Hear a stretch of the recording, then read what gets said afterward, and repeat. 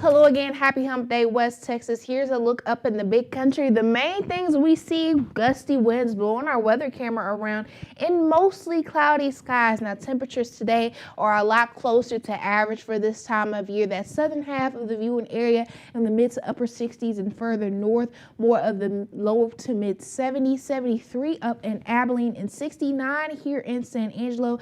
That relatively warm spot for us is north of that I-20 line, Albany, Anson, and Roby up to 75 degrees. A 10-degree difference along I-10 where they're seeing temperatures around 65 degrees. Now at this point, seeing around some patchy cloud cover, mostly cloudy skies overnight. That's going to become overcast for everybody, helping us keep those temperatures a little bit on the mild side, really only getting down to the upper 50s, possible lower 60s. 59 going to be that low for San Angelo, 61 up in Abilene.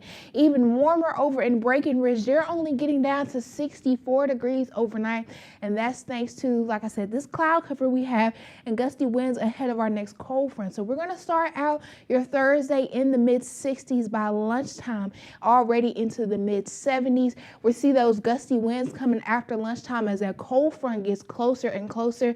We're actually going to peak in the lower 80s before we start to see a cool down as that front moves through West Texas. Now, as that front is moving through West Texas, we are keeping up with the possibility for some severe weather concerns, mainly for the Heartland and Hill Country counties. They are under a level 1 risk.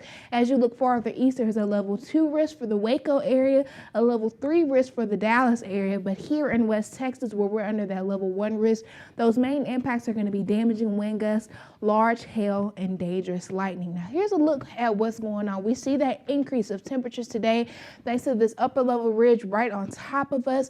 At the surface, though, that cold front starts to move through the panhandle tomorrow morning. Between tomorrow morning and tomorrow evening, that front's only going to make it to that I-20 line, which is why we're going to have a chance to get so warm tomorrow ahead of that front. So tomorrow evening between nighttime is when we're going to see that front finally move south through the southern half of the viewing area.